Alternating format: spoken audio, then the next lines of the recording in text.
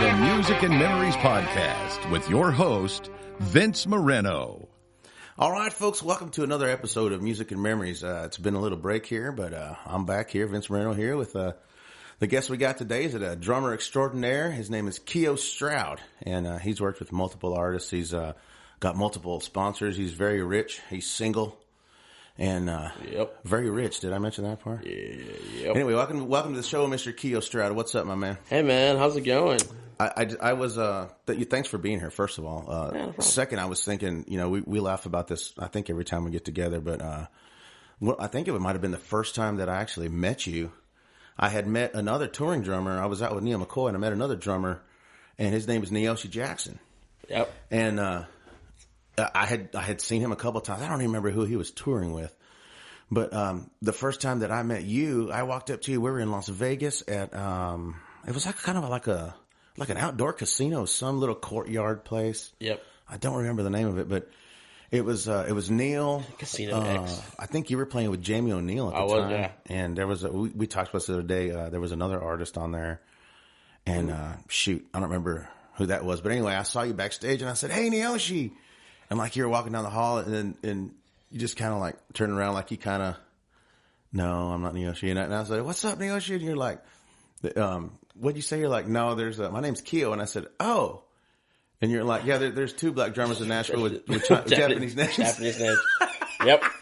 And I remember telling Neoshi that story one time. He's like, "Yeah, no, actually, that's true," or something like that. But what happened all the time when he and I mean. It's really goofy to think about this, like in those early years of 2000, 2001 to 2004, he and I were doing a lot of the same gigs where like, it was mostly like newer artists or artists who used to be new, kind of things. And, we were in that circle of You things. mean the ones who pay less? Yeah. Yeah. And so, and basically like, it was either he or I doing them and people thought we were the same person. Which is really funny because that's carried on because he doesn't do a whole lot now and I still do, but not like a lot, like I'm somebody cool, but Lester, Hebert, Jeremy, and a bunch of other guys, like people come to me and goes, "Hey, Keio, what's up?" You mean people could confuse you for Lester Estelle? Oh, yeah. Oh, my God. It's the muscles. It must be the height and the muscles. Yeah. Like, true story. So this has been a few years ago, Hebert was playing drums with David Nail. And this girl that I had met on the road, I met her on the road, Mm-hmm. Let's go with that. She sends me this Snapchat. She's like, "I can't believe you're here playing with David Nell. You didn't bother to call me. I'm here." And she sends me a snap of Hubert playing drums with David Nell. Oh, my God. And it's not me. It's Hubert, right? It's not me. Hubert, what's his last name, Hubert? Hubert Payne. Oh, okay, yeah. And he plays a Little Big Town now, which is really funny. Okay, yeah. It was funny because I used to play a Little Big Town too. So, like, that's a whole other confusing thing there. But, so, Jeez. So I was like, "Oh, my bad. I didn't tell it wasn't me." I just said, He just said, "Meet you out back." I was like, it's a short trip in and out. Sorry. No way. I didn't. But it was funny because, like, I totally opened the snap. Like, she sent it to me while he was playing or while I was playing. Oh, yeah, duh. Yeah. So I totally opened the snap. So it wasn't like. She didn't put two and two together, though. Yeah, but I just. Hell, you should have told her, "Yeah, meet me after the show right by the men's restroom." I know, it would be funny. And then text Hubert and be like, "Hey, dude, I totally hooked you up." Yeah, I know. I was like, do I owe her money? No, okay. Yeah, cool, oh my God. But yeah, it was pretty fun. But that's happened. I mean, that's like, what's funny is that still happens. Like people. Oh, it's so racist of people. It's so. But it's like, it's like when people say about Chinese, oh, they all look alike, or Mexicans, or oh whatever, yeah. I know. But to be fair though, there's really not a lot of black drummers in country music. No, I mean, there's really, more now than it used to be. Right, but I mean, back like when I met you, it was 2005. I mean, it really was you and dude, it was me, it was Neoshi doing like some of the lower gigs, but country gigs is what I mean. Yeah, but country, and then you had Chuck Fills that played with Terry Clark. Oh, that's right. And then you had J.D. Blair that did Shania. Oh yeah, but he didn't really look black though. And then and then you had Steve Potts who played with Winona. He lived in Memphis. Yeah, but I'm saying country gigs though. Well, yeah, that's true. Just kidding. Right. No, she started off country. She started off country, yeah. But that was it. I mean, that was, and then Willie Weeks was the bass player. Does that ever piss you off? I mean, I know you're really easy going, man, and you're funny, dude. So it doesn't seem like it would make you mad, but does it kind of get like, God damn it, like, no, just because I look the same or whatever?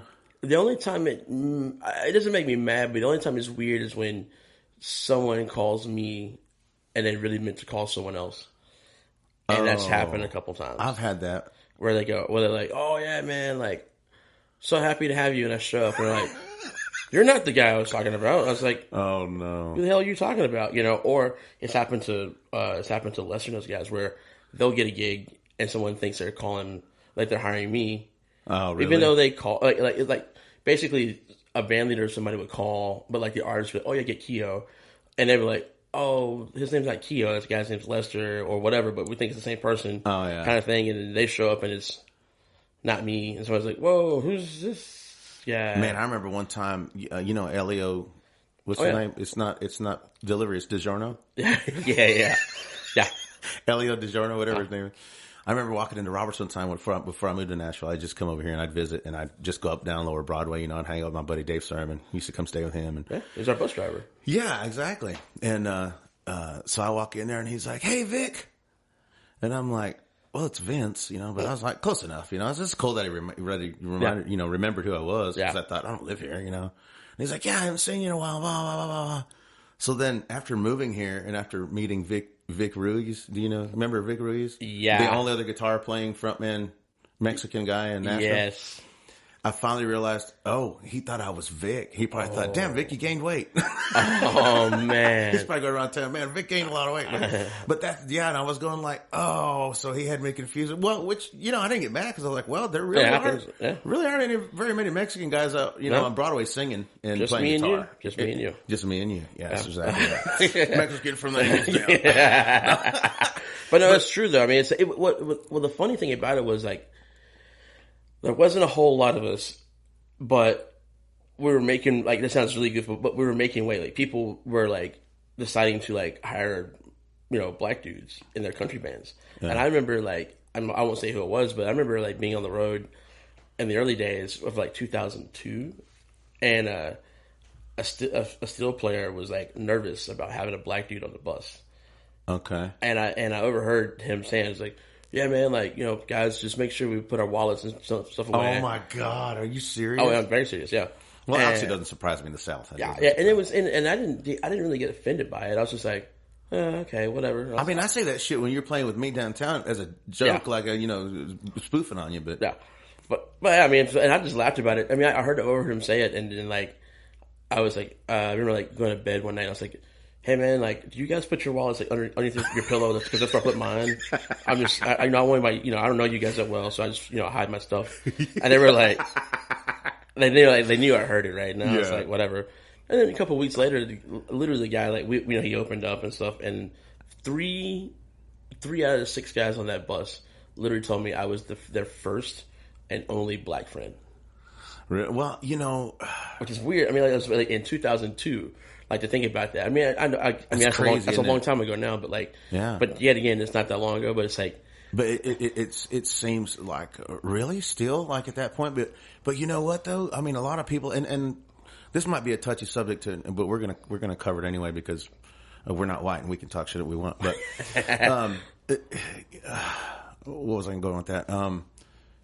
Basically, a lot of people, like, and I will just say, in the country music genre, they didn't grow up with having a black friend or whatever. They grew up with their parents telling them not to have a black friend, or don't you come home with a black guy, they're telling their kids, or, I mean, you hear that stuff, and like, I mean, shit, I'm from Arizona. We had one black kid in school. Oh, yeah. And, or two, there was one, that was in band, and he was a tremendous drummer, but he was just, he followed the wrong path, and he was just always in trouble, and I was like, man, what a wasted talent, but he was a killer.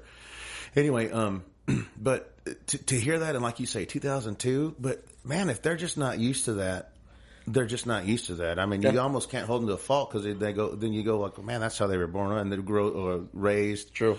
And it's the same way with me. Like, people will see me and they go like, "Oh, what kind of music do you play?" Thinking I'm like, "Oh, Tejano or something." Yeah. And I go, "Oh, I sing country." And they go, "You do?"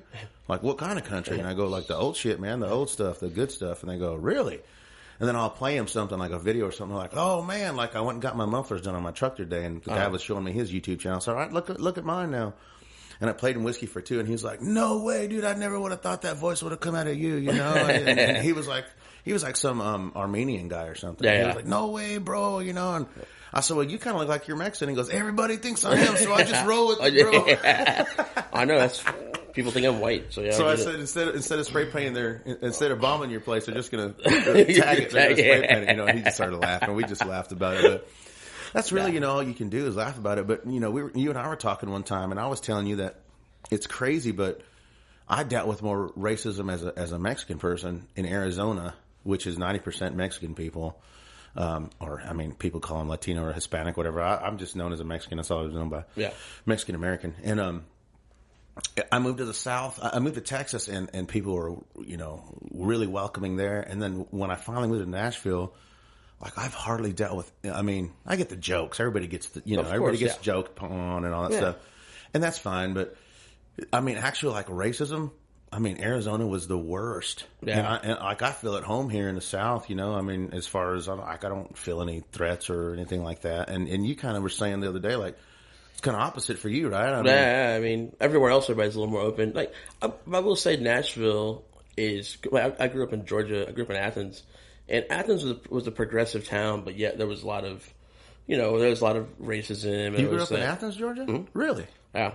Man, there's so much musical talent that comes out of Georgia. It's crazy. It was a great place to grow up because it was very diverse, but yet at the same time, there was like, you know, there was a couple things here and there, and you know, if you got in trouble, like you know, you learn early on as a teenager, you know, you get pulled over, you know, have your hands there, get everything out, have it ready to hand out. You don't give anybody a reason to act like they were in the 50s or something. Exactly. And then when I was in middle school, my uncle became the chief of police.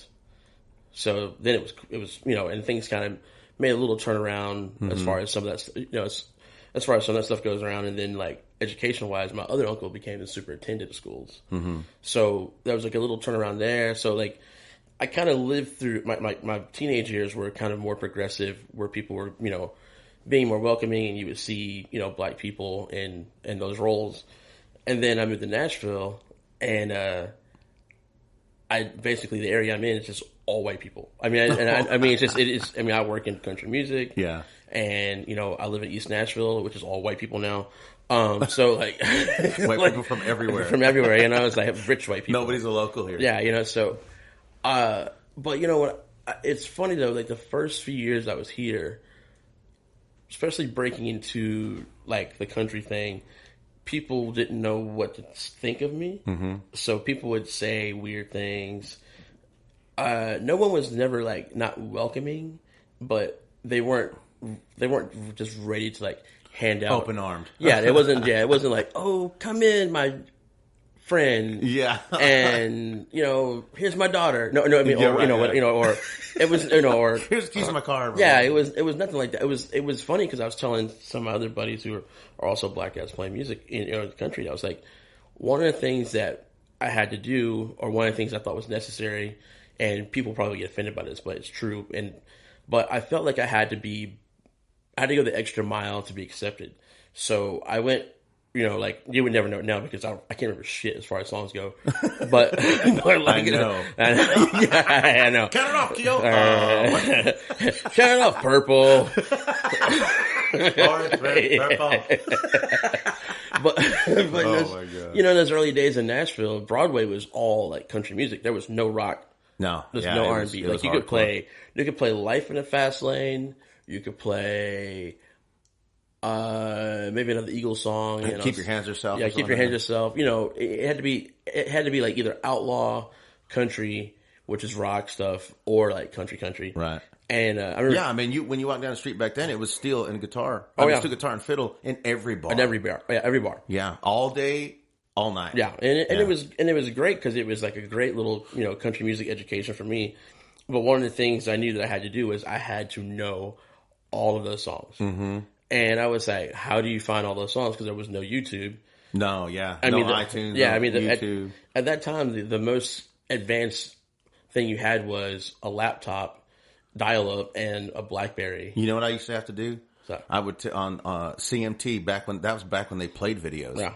But they would play like the top 40 or whatever, you know, songs that were whatever, top 20, whatever it was. I'd have to record it on a VHS. Mm-hmm. And then when you played it back, it was like a half cent, you know, key off. Yep. So it wasn't 440. It was like, you know, 438 or something. So you're trying to learn shit. And it's like, but that's how you used to have to do it. Or a cassette tape. You'd record the radio station. Yep. And then pick out what songs and then do the dual cassette thing and then give it to the band. Hey, we're learning this Diamond Rio song next week, you know? And, I mean, that shit, man. Now you just YouTube it or something. I know. I remember talking to, I would hang out downtown. Lee Kelly was one of the first people I met. Him and Tom Drennan and Dave McAfee. Oh, nice. And one day Tom Drennan was like, "Man," I was talking to Tom. I was like, "Man, you know, I'm just learning these tunes." He's like, "Go to a truck stop and buy all of those old country compilations on CDs." He goes, and you'll learn them. You'll know all of them. And I was like, "Okay." And so I did. Like I went to like the Flying J. Yeah. And I bought like 15 CDs. No way. Of like, it's like, a 6 CD set of Patsy Cline's greatest hit or country, country love volume. Songs Yeah, country love songs, or. Yeah, no, I used to see them on TV, yeah. And so I bought them and I literally learned all of them. No shit. Yeah. I would chart. Tom Drennan told you that. Yeah, I charted all of them. I learned all of them. And so I was playing in like an R&B funk band, like doing covers and stuff. But then I was like, hey, well, I'm home because I quit college. I was here. And so I was like, well, I want to get some gigs, Yeah. Get some country gigs. But everybody's like, oh, man, you play great, but you don't know any songs. And that's when Tom's like, here, go do that. So I did it. That's funny. And one of the first gigs I played was with Link Denton at Fiddle and Steel. Oh, I remember Link. Barely, but I remember that name, yeah. But I remember, this was a very Nashville situation. I got invited to go bowling with Dink Cook and someone else, and Link was there. Oh, okay, Link and Dink. Yeah, Lincoln. Yeah, it was the Link and Dink show. and was it Lee Kelly was there? I think Tom Drennan was there. It was just a bunch of people going bowling. Yeah, and I forget who used to. Oh, JD Cooper used to play that gig with him, and JD couldn't do it. Had like a family emergency or something. Oh, okay. And Link was like, "Man, I'm playing tonight, and JD can't do it. Can you guys do it?" And everybody's like, "Nope." And I was like, "Man, I'll do it." And he was like, "Oh no!" He was joking. He was like, "Man, if you want to do it," because I basically he was like, "I need a fucking drummer." So I mean, that's. I'll even take you. Yeah, I'll even take the yes. And I remember I was like, well, okay, so. I was like, all right. And he's like, yeah, man, we started at 9 to, it was like, actually it was 9 to 2. I remember back then, yeah. And I was like, okay, cool. And I was like, all right. I know some of these songs because I've been listening to this country thing, but Link doesn't do country songs. He does like classic rock. I mean, he would do some country. Oh, really? He would do a lot of Tom Petty. Oh, okay. And stuff like that, Eagles, because it was a Fiddle and Steel, they were a little more progressive. Yeah. And I was like, I don't need that shit. I mean, I know I've heard it on the radio. Yeah. So that was like at 1:30 in the afternoon. The gig started at 9. I went home, and MTV still played, music videos. Yeah, music. So I went to MTV, and I watched, 3 hours of MTV stuff, and then I was like, okay. And then my neighbor was a musician, and I was like, oh man, like, do you have any Tom Petty records or CDs or tapes? So he was like, yeah, man. So he let me listen to those. And I didn't chart anything. I couldn't, I didn't have time to, process all that. But by 8:30, I rolled up and we made money. Yeah. I don't know if I played well or not, but we made some money. Well, but was that your first Nashville gig? That was my first Nashville, bar gig. Yeah. And away from playing the funk band. It was fun. And when JD was out, he called me several times, and then one day I was there for the jam they used to have, and Dave McAfee used to run the jam. Oh yeah. And Dave McAfee got me up to play, and when I was done playing, this dude came up to me and was like, "Hey man, like you really play well. I like your drumming. Like I have this band, and we're kind of this new duo thing, and I think you'd work well. Dave's been talking about you." And this was 2002, 2003, I was like, oh, okay, cool. I don't know who the fuck you are, whatever. Yeah. You know, in those days, I mean, I was black. I was like a real black. I wasn't just like TV black. I was like, I had FUBU, you know, Tommy Hilfiger, you know, Nautica. Oh my god. I was cliche. You were straight out of Boys in the Hood. Dude, I was, I was, and I looked homeless too at the same time as I was. So it was like, I just looked very. Do you have pictures of this? Like somewhere, I do. I need to see this. I have a great photo of me playing a gig, Vegas, the NFR. I'm wearing a FUBU shirt. It's a country gig with an artist. A FUBU shirt, red Georgia hat backwards, and like baggy jeans. God. I mean, I looked like Tupac's like cousin that just got hit by a truck or something, you know. And I was skinny-ish then too, which is kind of funny. Weren't we all? Oh wait, no, I never was. And it was the first time. I remember this very well. It was the first time I discovered cowgirls. I was like, that roped you in, huh? It did, literally. Yeah, you know, literally with a calf roping rope. Yes, around my waist this time. Oh, what's your name? So who was the duo? Was it like Halfway to Hazard or somebody? It was Wade Hayes and Mark McClurg. Oh, it was the McHayes thing. McHayes, I remember that. And I didn't recognize Wade at all because I just didn't know him. You know, all the good night. And so I remember going home. So I said, let me think about it. No. Yeah.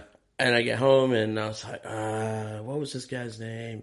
Wade Hayes, okay. And then like there used to be another CMT channel, like CMT Classics or whatever it was, that was on like satellite or whatever. JC, was it JC then, or was it CMT still? It was still CMT, but it was like some sort of subsidiary channel of it. Yeah. Oh no, it was GAC. It was. And they would throw like a classics thing or whatever. Right. And like the day she left Tulsa, the video came up. Okay. And I was like, oh, that's the guy. Oh, that's that dude. Oh. He's somebody. oh. And then like his band leader called me and was like, hey man, like, and I was like, yeah. Right. I'm interested in the gig. And I was like, oh, what the hell am I getting myself into? You know, kind of thing.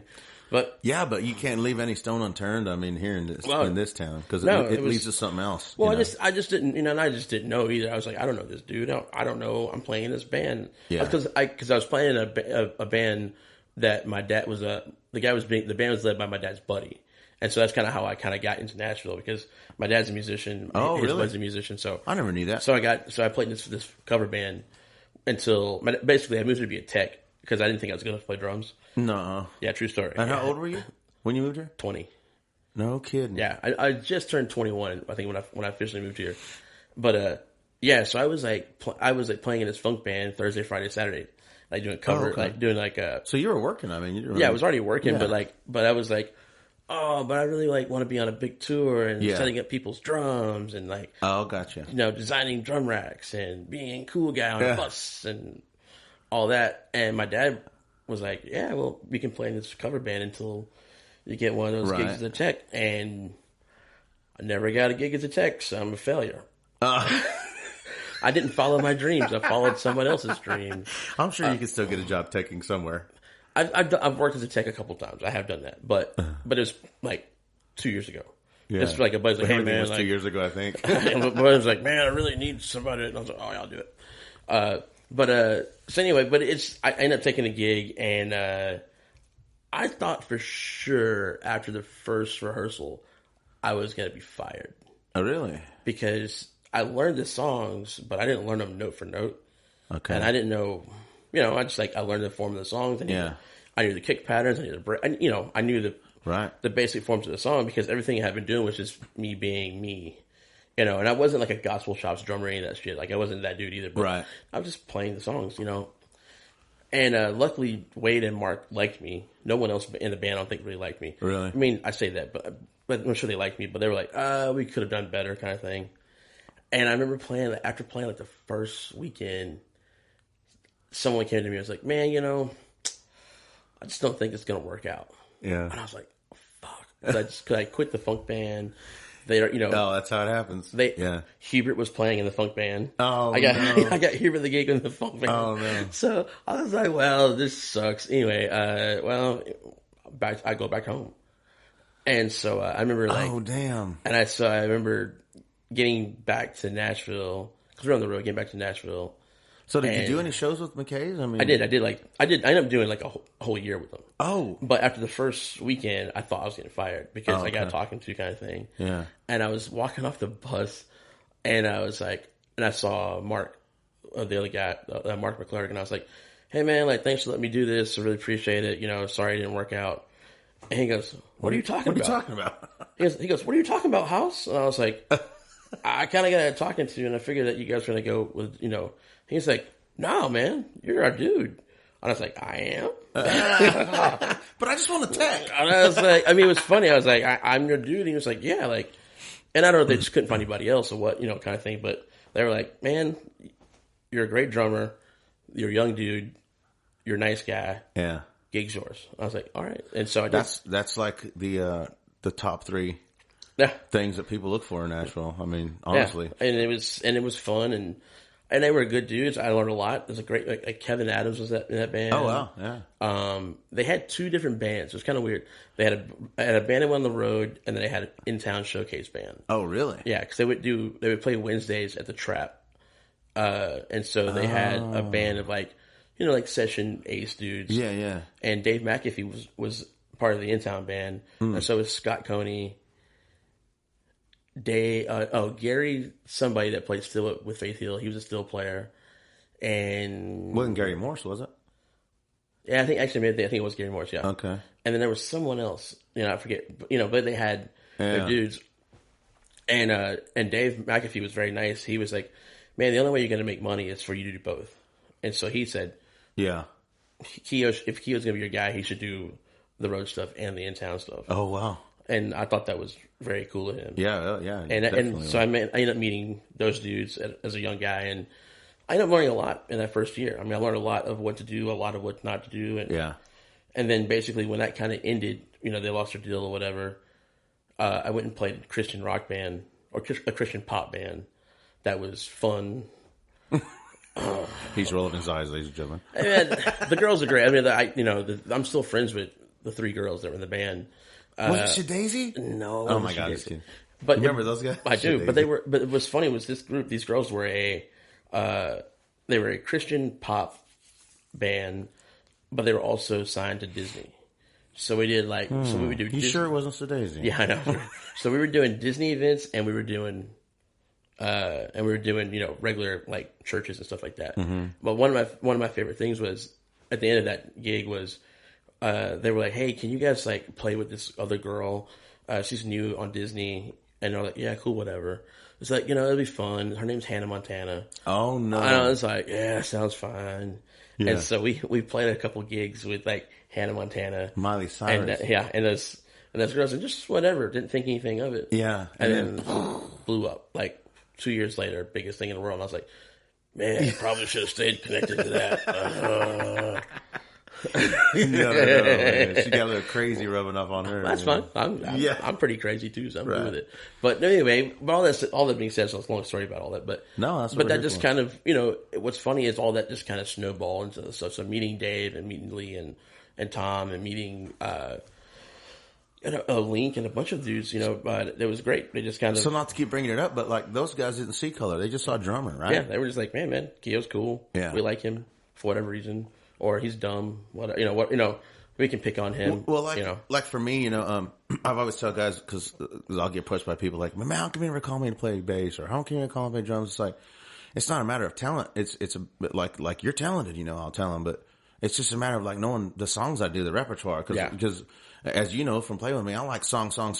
We just go back to back. We don't talk. You know, we don't take too much time to decide songs. I already know what song I want to do, you know, and I'm just waiting on the drummer to count it off and let's go. Yeah. So that's what I used to tell people. I'm like, well, okay, so if I call out Green Snakes on the Ceiling and then they look at me like, and I go, exactly. So that's that reaction that you get on stage. That's what I can't have. You know, I mean, not to say that I'm a big guy, you know, or a big famous dude, but I just know how I like my shit totally, done. I mean, it's your gig, yeah. And it just makes the day go by faster. It's like the other day we played at Crossroads and we were done. And I was like, damn, it's already. I know, that was weird. Last song. I'm like, what? And then you were like, man, it flew by. I said, no shit. Yeah. But, that was always my thing, but I remember hearing you play, and I'm like, man, Keio Stroud, that'd be so fun to have him come play. And I remember you telling me, like, I've come and hear you a few times, but man, I really don't know those songs by name, whatever. Yeah. And I'm like, you know what a 2/4 is, right? You know what a 4/4, you know what a waltz, and you're like, yeah. And I was like, that's all I got to tell you. I'll give you a tempo. I'll chuck my guitar, chicka. Yeah. And I said, just watch Gage, because Gage is one of the best people at helping somebody through a song, whether it's drummer or guitar player, whoever. That guy will lead you and tell you where to push or stop. I mean, if you're watching Gage, you'll play the song like the record. Exactly. Yeah. I mean, he's so good at that. Yeah. So I'm comfortable having different drummers come in because I know that Gage will help them. And so I remember the first time he came in, and I was just like, hell yeah, man, that groove, it was just so good. And there was a few that you were like, I have no idea how the song goes, But like I said, if it's a beat, and you go, oh, this is a straight 8, and you go, okay, 3, 4, 1, 2, yeah, let's go. But I just remember other musicians going like, damn, like he plays country pretty good. I'm like, it's music. Yeah, it's music. You racist fuck. Yeah. It's music, and not only that, but it's like, I dove into the history of it. Like, I really dove into like country music history. Like, a lot of it I may not remember it right now, but like, if we can get going on the Truck Stop Chronicles, but it's like, I went through I was gonna write a book about the history of country drumming because no one's ever done it really. Yeah. And I just haven't done it because I'm a horrible speller and I hate research. But I don't read very well. Good. Yeah. How do you read potato? But it's, So, but it's one of those things where it's like I really wanted to do it because I really did like dive into it, and I tell people all the time who like come from rock backgrounds or coming from wherever, like who are hotshot drummers, and they're like, yeah, man, I'm from Nashville and I'm gonna take over. And I was like, man, know the history, know the feel, because it's not just playing. A big misconception for people that don't normally play country, they go like, oh, it's easy, man. It's just crying your beer, blah, blah, blah. And their songs, it's like, and they go, oh, well, I didn't know it was that intricate of, this and that. Oh yeah. It's all these weird, it's all the subtle things. And what's weird about it is once you capture that thing as a singer, as a musician, whatever, you can then add a little bit of your personality into it. Yeah. And you can, especially if you're having fun with it. If you're like a miserable fuck, then don't just stay home. Right. But if you're a fun person, you can do something silly and everybody in the band laughs because you're having a good time. Yeah. Even if it's inappropriate, because I do that all the time. That's 90% of my whole deal is we're going to have fun today. Yeah. And that's what makes those shifts go by fast. Cause I literally like 5-6 years ago, I said, I never want to play another fucking shift downtown. Yeah. I never want to play drums for 4 hours.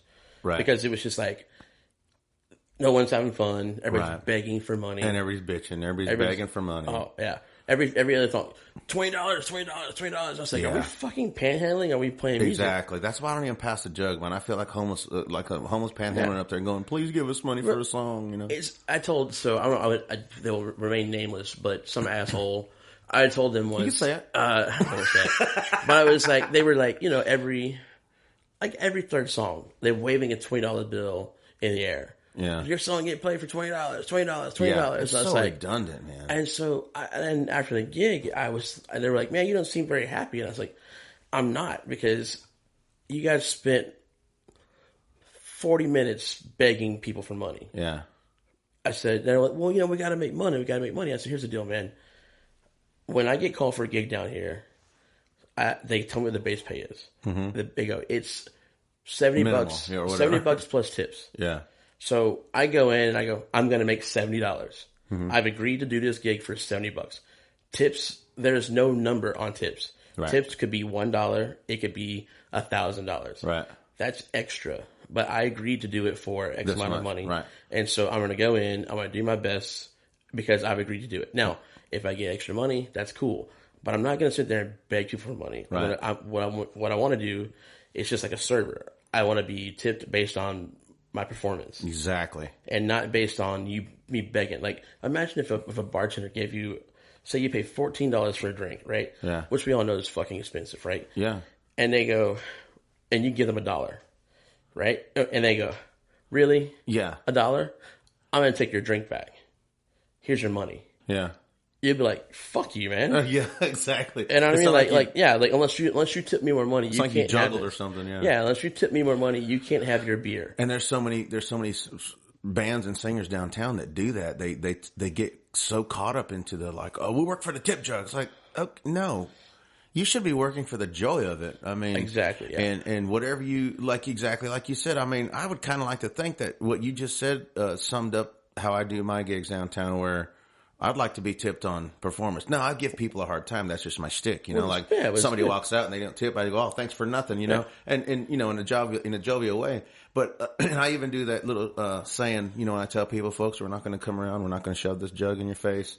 We're not going to do like all the other bands in town. We're going to leave it up to your own conscience. Yeah. You know, and then dun, dun, dun, and just so you know, the Lord's watching you. Yeah, exactly. And, you know, you make a joke out of it. And the next thing you know, instead of going, "Hey man, that's a $20 song or you know, $100 song for everyone went down to Georgia," I just go, "Oh, really?" And they don't have a fiddle player. Do you rather have a good song instead? You know, you make a joke about it instead of harping on it. And it's kind of like, and at the same time, if you're going to request 80 songs, go ahead and throw a little something in there so I don't have to jump your ass about it, you know?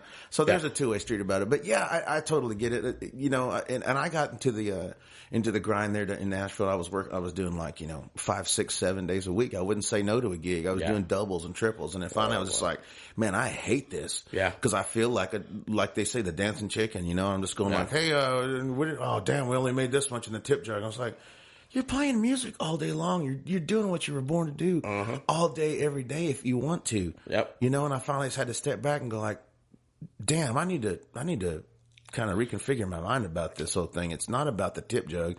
Yeah. It's about people having a good time. And then the next thing you know, they're texting you the next year going, hey, I saw you last August. Where are you playing at this year? I got a group of 20 people coming. You were hilarious or whatever. Exactly. You know, and But I think you were kind of leading up to saying that you didn't want to play downtown much anymore. And I think when I had texted you had told me that. I was like, no, that's cool, whatever. But then you came out and you had had a good time. Yeah, I had a good time. It was fun. It was like, and to me that was the thing. It's like, and it's nothing against those. I mean, it's nothing against people. You know, you got to make a living. Right. I know Nashville's expensive, but I also know that the money people are making downtown, even and because like once again, the money living in Nashville is not cheap like it used to be. No, but the money that dudes are making, people, musicians, not just dudes, bartenders, people are making downtown is great. Obviously, COVID sucked, but you know what I mean. Yeah. Like, but pre-COVID, you know, bands, you know, guys are going home with road money. Yeah, and they get to sleep in their own bed. Yeah, they played 8 hours. Yeah, I mean, they played 8 to 12 hours. Yeah, they played 8 to 12 hours for it, but you still slept in your bed. You got to take your kid to school in the morning. You got to kiss your ugly wife, or cute wife, whatever, you know, whatever it was. Or husband, yeah. But I mean, you know, it really boils down to if you're happy doing it, you know what I mean? And there's been road gigs and I've been like, man, this is great. I get to play the Opry, blah, blah, but I was just not, it wasn't fun. I wasn't like, man, this is not what I was born. I mean, if I wanted to be a machine, I could just go to 8 to 5 every day, you know, and it's kind of the same thing. No, that's kind of what, sometimes I see that, and I will say I see less of it now, but there was 2014 to 17, I saw a lot of quote-unquote panhandling, and if someone gets offended by me saying that, that seems like it was. It was just like people just begging, and it was like, man, just play, have a good time. You know the ones that were doing that, Keio, where they're not good entertainers, or they're not good singers, or frontmen, you know, or they're just not very good and the band sucks. That's why nobody's tipping. That's true. Well, and the other thing too is like, you know, just have fun, have a good time. Yeah, you know, run the tip jar, you know, every hour, every 30 minutes if you want to. Do that. But don't be like beating the audience up for money. Because like, you know, nobody wants to come and hear that shit. I didn't want to see it. I didn't want to be a part of it. I kind of felt embarrassed in some ways, but people were really, and so they would say to me, go, oh man, well you got a road gig, man. You always got road gigs, so you got money. And it's like, yeah, maybe, but at the same time, like I treat my road gig the same way I treat this gig, which is I try to show up. Actually, I'm less drunk at home because I have to drive. But you know, but it's like I treat this gig just like I treat my road gig, you know. And I want to, because at the end of the day, people are seeing me play. They know my name. You can Google me. Exactly. There's a level of professionalism that I kind of want to keep up. Maybe I don't, but I try to keep it up. Right. Well, you know, like I've actually had people that have came to town, and like, you know, I've either befriended them during a gig or whatever, or they were like, hey, you got time to go eat or something, you know? And I'm like, yeah, cool, whatever. I'm already down here, or I got a split double or something. And then we go sit down somewhere, and they're like, you know what, I like to, I mean, you're great. The band was great, and you guys are funny, and, you know, blah, blah, blah. We had a ball, and they're like, some people go, I was more impressed by the fact you didn't have to pee in 4 hours after drinking so much, just stuff like that. But I've had people say, what we really enjoyed mostly is that you weren't sit there redundantly talking about how I needed to tip you. Yeah. And then they were like, so we just tipped you because of that. Yeah. And I go, hey, whatever works, I mean, if I wasn't making money down here, I wouldn't be down here. Yeah. And there's been times where, there used to be months from November through March that were just like, it was a ghost town downtown. Not anymore, because people come out year round now. But before, you're singing the chairs, but you're like, hey, we could be working, slinging horse shit I used to do, or hammering something. Or the base pay could be $25, like it used to be. Or sitting at home, not doing anything. Yeah, or doing anything. Yeah, I mean, but you're out there, you're playing, you get to play, you're hanging out with your friends. Yeah. You're playing. Now, there was some gigs where, they'd call and you pick up a gig and you'd be like, who's on that gig? Because you're like, well, that guy's just nuts. Or, oh, man, he gets so drunk that you can't even, whatever. Yeah. So you just go, nah, I'm booked already or whatever, but it's not your choice. But if you show up and you're just constantly unhappy, you don't need to be playing anywhere. Oh, exactly. Well, no one wants you. No one wants you. Right. No one wants you at home. No one wants you in the bar. No one wants you on the road. And that's like the key to, that's the key to it all. Like people hit me up all the time and they ask me about working, like, oh man, like you've done all these things. It's so weird for me to say this, but anyway, you've done all these things, man. How'd you do it? It's cool to say it though, ain't it? Yeah, it feels good to say it because I'm not lying about it, which is good, But when people come and ask me this, they go, man, like, what's your secret? And I was like, man, I just try to be happy and I try to play the best I can play, And for many years, like, I didn't have a road gig. Some of that was because people didn't want to hire me for whatever reason. I don't know what the reason was, but it wasn't happening, and it fucked with my brain because I thought I wasn't good enough. Oh yeah. But at the same time, when people needed someone, I would go audition for the gig, wouldn't get the gig. Someone would get the gig, and then the night before, a year later, the night before they have a gig and that drummer can't make it. All of a sudden, my phone rings. Yeah. And it's like, I wasn't good enough to be your steady guy, but I can come fill in with 10 hours notice. Yeah. Or you're picking me up on the way to the gig, and I'm going to learn it because you trust me to do it. And I go, oh, okay. Yeah. But there's kind of a fine line on taking those gigs in there because you don't want to be so. Like, you kind of don't want to be pretentious about it. Be like, well, you know what? If I wasn't good for you then, I ain't good for you now. But then you go do the gig and it's like it turns into something else. And you go, they go, man, you know what? We had to hire this guy the other day the first time because it was so and so's cousin, and we owed him a favor, and it wasn't anything against you playing it. And then you go, or management really was like, oh, you're too fat. Or whatever. And they're like, well, we wanted you. And then you go, oh, well, shit, cool. But they're like, now we can have you. And exactly. And it turns into some good. So, there's guys that have bailed on me and they're like, well, I wasn't your first call. So then they screw me over and not come out, and I got to scramble for something. Like, it's in Nashville. Yeah. It's like, it's not about a first call. It's about a call. A call. Yeah. I mean, literally. I mean, Tommy White used to tell me a joke. He's like, oh, I remember when I first came to town and somebody called me and I'd be like, oh, did you get all the way to the W's before you got to me? And I go, yeah, they must be going off the first names for me with the V, But a call's a call and you go, yeah, shit, I'll go do it. I never took it as like, well, so-and-so did that gig before. Why didn't you call me? Well, not only that, but I did that one time, and that guy never called me back because I pouted to him about it. Yeah, and I learned right there, and I thought, okay, I need to shut the hell up because now I'm not calling me at all. Yeah. Well, and the thing is too, if you don't want to do it, don't do it. Don't do it and bitch about it, right? Because it does make you look bad. Even if rightfully you have like a right to do it, whatever. When you show up. Well, if you agree to do something, show up, do your best. Right. If you need to bitch, hopefully there's someone in the band you can bitch to about it. But if you don't, call your mom, call whoever, call a friend. Bitching all the way to the bank. Though. Yeah. But you know what I mean? So it's like, go do it. Yeah. And that was one of the things that I did. And, actually me and Cindy talked about it one time. She was like, I don't understand why you don't have a normal gig. Like you'll go out and you'll sub with all these different people. And we're not just like talking about just playing bars. Like we're talking about, you go do arenas, stadiums, big large festivals with no rehearsal. She's like, but yet no one will just hire you full time. She's like, I don't understand that. And I was like, I don't either, but maybe it's not for me to understand because I'm working and I'll just take that. Right. And that was my, I'll just take. And then you got this huge Rolodex of people, which kind of brings me to a question, not to change gears, but to change gears.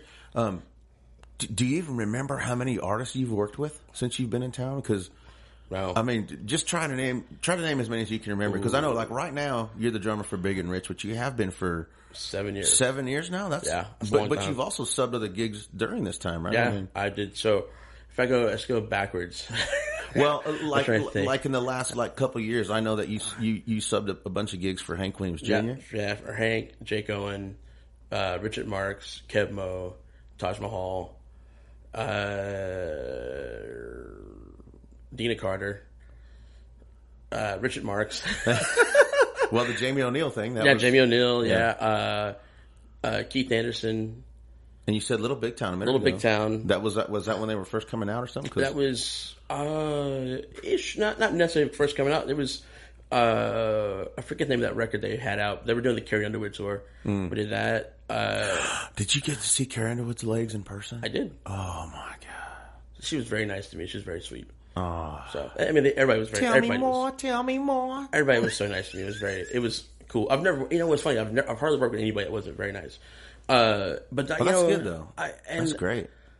But anyway, there's a massive. Oh list man, of Rodney people. Crowell. Oh yeah, Rodney Crowell. Rodney Crowell. I got to do Guy Clark because of that too. Really? I got to work with Emily Harris. Got to work with, the Fishes. Dude, you've worked with tons, man. Yeah, it's funny because you see me walking down the street, you're like, who the fuck's that fat dude? Who's that drummer with his shirt off? Yeah, who's that homeless guy over there? Just another drummer in Nashville. Just another drummer in Nashville. He's like, that's Lester. Yeah, I know. Yeah, but what was funny about it is like all that was happening so fast, I never got to think about it, and so I never really thought about a lot of that stuff until I got to be in our gig, and it was like my first full time gig since the Rodney Crowell stuff. What was? Big and Rich. Oh, Big and Rich. Okay. Yeah. And so basically from 2004 to 2008, I was playing with Rodney pretty solid. And then I would do like Keith Anderson and some other stuff. But I was always playing with different people. Yeah. Because like even with Rodney, I worked with like Roseanne Cash and some other people like in between. Right. That I was like, oh, Americana stuff. All right, Mr. Americana boy. All right, here That's we go. What's so cool is you got to play so many. It's not like you just worked for certain genres. Like you've mixed it up quite a bit. I got to do quite a bit. Yeah, it was, and so within those circles, I got to be a dude working with those, and then this, and even like with Big and Rich, it's like you do like Dee Snider and what's the other guy? Megadeth. What's his name? Oh, Dave Mustaine? Dave Mustaine. Yeah. I got to play with Vince Sevenfold. Like, yeah. And I mean, I don't play double bass at all. Right. Like, you don't? Fuck, I'm horrible at it. Not that I'd never need it, but and what's funny is that the Vince Sevenfold guys, they're like really good. They're like really good friends of mine now. It's like the singer Matt, he and I like text like every day. Really? Which is so random because like we'd met at a party at John's house and they're like, hey man, like we're sitting in, but our drummer's not here. Do you know our songs? I was like, I'm a fan. Yeah. I said, but I don't play not like that. And they were like, that's fine. Yeah. And literally they were making a record and Matt, he was like, the singer, he was like, hey man, like, you want to come out like and play a track on this record? And I was like, that's cool, but I don't, and once again, I don't play double bass. He was like, man, that'd be something fun, blah, blah, blah. And we never worked out because the drummer that I'm getting was this great drummer and he did the whole thing, but I still thought it was nice that they even thought, they even considered like me. And that's been one of the weirdest things about me being me, and it's something I struggle with in some ways, that I forget that I'm actually good. No, you are, man. You're like you're excellent. It probably sounds really horrible to say about yourself. No, it doesn't. I'm good. You're very humble. Anyway, I mean, the whole conversation up to now is I'm sitting here going like, does Keio not know how good he is? Because you talking about yourself, you're going like, well, they hired me for whatever. I'm like, it's because you're fucking good, dude. It's funny, but it's like, and I just had this conversation the other day with some friends about it because I was like, I just don't know. I'm just doing what I'm supposed to be what I think I'm supposed to be doing, which is trying not to be an asshole and like being a support system. Right. I tell people, they're like, oh man, what's the secret? And I go, the secret is to not to be an asshole. Not to be an asshole, and basically people have to be able to depend on you. Yeah.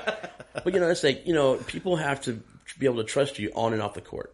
Yeah. So it's like when you're on stage, no one wants to be second guessing about the drummer. Mm-hmm. Like any other instrument, you can be like, well, whatever. But that's exactly right. But you want and that's the one thing that everybody's had to everyone said about me that I've worked with. They go, man, like I don't have to turn around. You're there. I wonder, yeah. And it's so funny. Terry Clark was one of the people. She was one of the first people to say it. I went out and subbed for Chuck 2006, I think. And it was opening for Big and Rich, actually. Oh, that's right. He played with Terry. And Chuck, he ended up, unfortunately, he got cancer, so he couldn't go on the road. Yeah. And so they called me last minute, and I learned the songs. Strangely enough, her band leader was my neighbor. Oh, really? And I didn't even know he lived near me. Oh, no. Yeah. Is that how you get the call? Yeah. Oh, no kidding. And I was out, and I was playing with Chuck Wicks. Chuck Wicks had just started, and I just kind of came on with that, and then I got that call, and I was like, man, it's going to be 6 months of work with Terry, and it pays more, and it's already an established thing.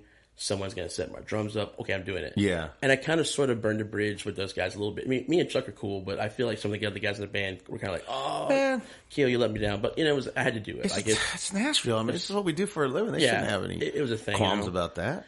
But if they got a call to do something like that, they'd do it. Yeah. I mean, so what's funny was the first show with Terry, because she wasn't there for sound check. We played the show, and it was time to introduce the band, and she looked back, and she literally said, she goes, "Oh my God, you're not Chuck." and after the show, she said to me, she said, I didn't realize that he wasn't there. Oh wow. She was like, I felt extremely comfortable with him playing. Yeah. And Hank said the same thing. He goes, I like that drummer. He makes me dance. Oh wow. And these are all like quotes they wrote down about me in the email. And Rodney was funny. He said, he goes, I just love it when Keio just smiles. And I was like, that's nice. And Kenny said his favorite thing is when I take my shirt off and beat shit out of the drums. That is funny. I've seen videos of that. I'm going, okay, next. No. I know, Pornhub. Washboard stomach. But yeah, more like a wash. Wash tub. It's a wash. It's all in the water. Yeah. But it's funny that it's like, that's, I just talked about myself. It's horrible. Anyway, but literally people, that was one of the things that like people want. They want someone that's dependable behind them. And that is literally the key to working. Yeah. You don't have to have like the best chops. Like I posted a thing the other day about the fucking like pocket drummer and all that shit. Yeah, I love that. But it's like, people want someone that they can trust, they can be musical, but the whole thing is they want to trust you. You know what I mean? Like, you, for whatever reason, you trust me. I don't know half these fucking songs, but I mean, what's funny is I do know them, I just can't remember how they start, which is horrible.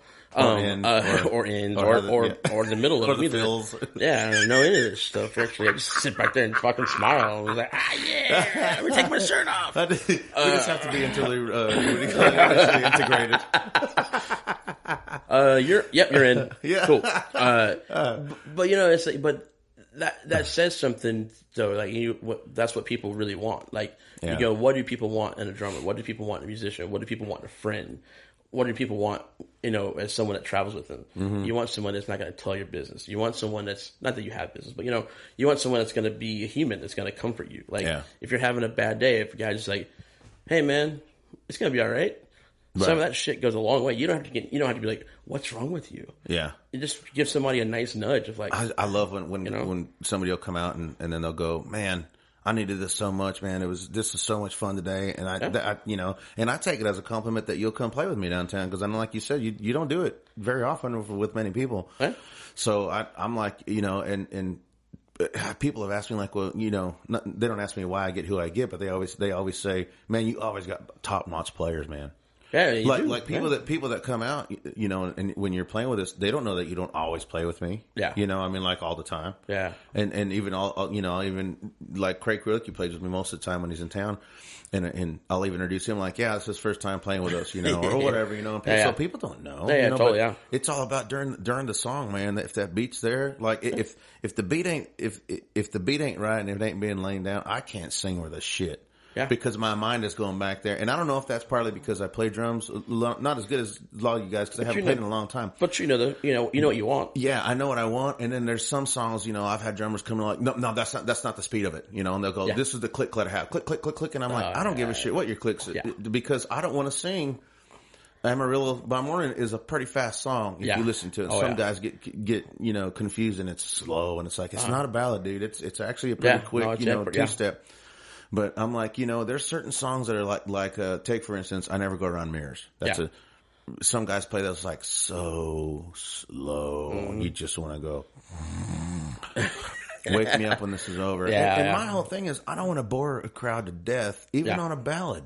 You know, even on a ballad, I learned a long time ago that if you just a couple notches, couple clicks faster, you just kind of go, okay, let's do the request and kind of get this over with. Not in a bad way, but you're just like, and I even joke, you know, I tell people, well, if you're not sad or depressed, you will be after this song, but we're going to try and get it over with as quick as possible, you know, and you know, but then they go like, oh, they love that song, so whatever, you know, but yeah, I mean, if the tempo ain't solid and I don't give a shit if you come in right or come out of it wrong, but in the middle of it while I'm trying to sing, you know, and I tell all the drummers this, like, oh man, sorry, like you're dragging a little bit, just you know, and I'll go like, just pick it up, and they thinking it's like I'm harping on them. It's no, it's not about your tempo. It's just that's probably what you're used to playing with so and so down the street. Totally, I just like a little faster, so just bringing up a couple of clicks, and then that's it. And then some drummers interpret that like Craig's really good about going, hey, I'll play wherever the hell you want it, man. And there's no wrong answer for me. You tell me where you want it. That's it. And some guys get so like, oh,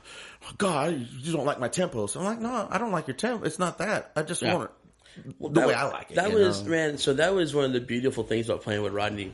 What's fun with Rodney Crowell is that he started out all the songs. There was no set list, by the way. And he started all the songs. He counted them off, or he would just start playing because he would do this thing called Stump the Band. Oh. And it was really funny. But one of the things I loved playing with him was, first of all, every song was amazing. Right. Because, you know, he's fucking Rodney Crowell. Yeah, exactly. Right? You know, he's like the dude. Yeah.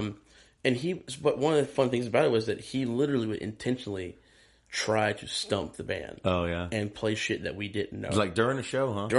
Oh, that's funny. Oh yeah, like, and he would, and towards, you know, it was funny. It was, you know, we would know the first like 4 or 5 songs because it just kind of became a pattern kind of thing. That's so reminiscent of the Neil McCoy gigs, the same way. And then the middle section of it, it'd be like, hey, Mary. and he'll like, you know, the lads don't know this song, but you know, we're going to play it anyway. Yeah. And he'd start playing, he'd be like, fuck, what is this? Yeah. And then it'd be like, so I'm gain control again. You know what I mean? You know what I mean? It'd be, you know, it'd be something that you know, but you just be like, but you know, it's like, you know, 3 seconds. You're not expecting it either. There's 3 seconds of, oh, we're going to play Please Remember Me. We never play that song. Or we're going to play, you know. Yeah. It's just like, whatever, you know, because he was reading the crowd, the whole thing. But that keeps it fresh and fun, I mean, we never played the same set twice. Yeah, instead of playing the same set list over and over. And what was really fun, too, is like, we would do like Green Hall down in Texas, and you know, it's a 90-minute show, and he played for 3 hours. Oh my God, really? Yeah, and he would just play. He would literally play until he was out of songs. Wow. Yeah, and he would always tell me, he goes, he goes, the show's over when I stop having fun. Because unless I have to stop. If I don't have to stop, the show's over when I'm done having fun. That's awesome. And I was like, okay, and I kind of, you know, I was 24 when I got that gig, and it was a killer band. It was me, Jed Hughes, Michael Rhodes. Oh wow! And Will Kimbrough, and then every now and then Pat Buchanan would come out. Damn. Or it'd be Stuart Smith from the Eagles. That's all heavy hitter people right there. I mean, it was all these heavyweights, and then like my black ass, you know, my backwards hat, you know, FUBU shirt wearing motherfucker back there playing drums, you know, and but if you had a shirt on. Yeah, if I had a shirt on. There was some moments where we played some gigs. We played Green Hall one year in the summer, and the AC went out, and it was hotter than fuck. Oh yeah, and it's already hot in there anyway. Oh, it was hot. So I remember like, and that, you know, it's kind of a prestigious gig. Everybody dressed nice, you know, kind of deal. And there I was looking fucking homeless. But anyway, Dickerson Road's finest over there. But I remember playing the Green Hall. And I looked at Rodney, and I was like, man, this shirt's coming off. And he goes, I expect no less. Oh, that's funny. That's and awesome. we're like 2 songs in, and the shirt's off, and we're done. I am drenched in sweat. Like, sure. And also wear shorts, which I hate playing drums in shorts, but it was that hot. I was like, I knew, and those days too, that it was like, you know, Rodney Crowell and the Outsiders. And so he had put together basically a rock band. We were a loud-ass rock band playing with this, you know, singer-songwriter, folk singer. Yeah. And I wish I could caught one of those shows. And he loved it. He loved, like, you know, like, there would be, like, Jed and Will would go back and forth and do 12-minute guitar solos. Oh, no kidding. Where, you know, like, he was very much into getting everybody into it. And it was like, it would either be Michael Rhodes or Danny Bigsby on bass. And or Byron House, and so those guys had a moment, everybody had a thing. So he's very musical in and he was into sharing it, and Jed and Will would open the shows, so they were the opening act. So they would go out and they would go out and acoustically play. They'd do 4 songs a piece. There'd be like a break, and then we all would come out. Oh, okay. And literally out the gate, man, just fucking balls to the wall, just going for it. There's a song called Earthbound. We would start with Earthbound. Just going to town. Yeah, and there I was, and the only thing he didn't like was he didn't like cymbals.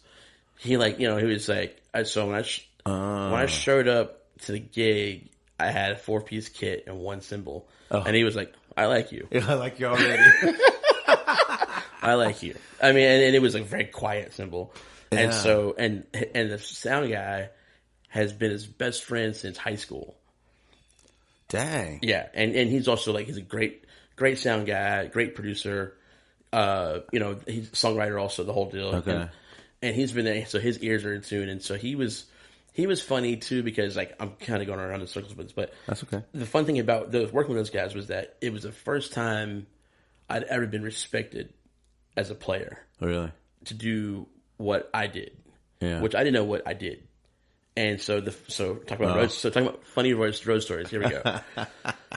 So I'm in San Francisco with Brian McComas.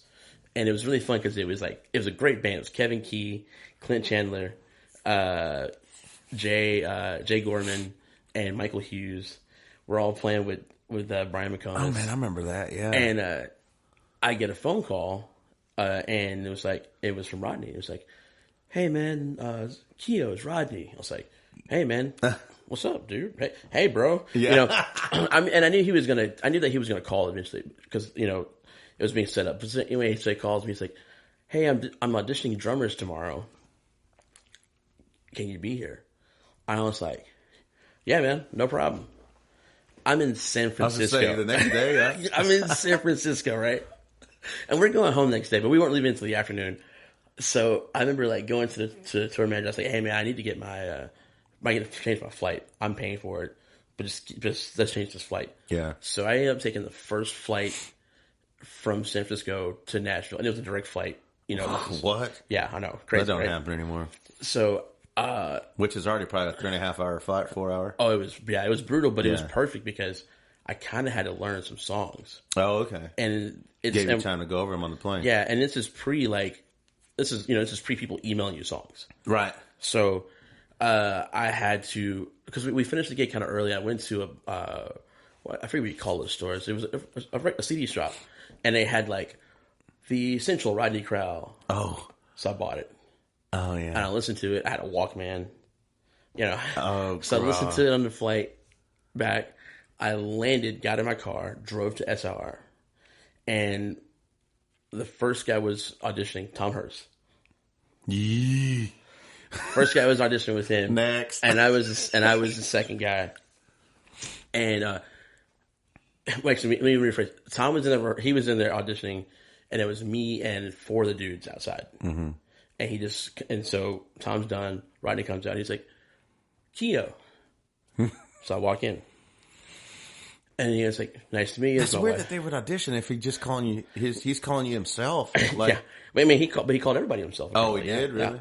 Yeah. And so I go in. He's like, "This is my wife Claudia." He goes, "They just gotten back from Europe, the day before," and he was like, "My ears are kind of fried. My wife she's here to kind of help me out." And I was like, "Okay, cool, man, whatever." Oh, gotcha. And I was like, "Hey," and she's a musician. Claudia's a musician also. And I was like, "Hey, cool, so whatever." So he goes, "Do you know any of my songs?" And I said, "Nope." I said, but I've seen you play before. And I said, and I did buy it, the Essential, record yesterday. Yeah. I said, so, yeah, I know some songs. And I said, but I can get through anything. I literally said, I can get through anything. Yeah. Ballsy. Dick. Boom, right?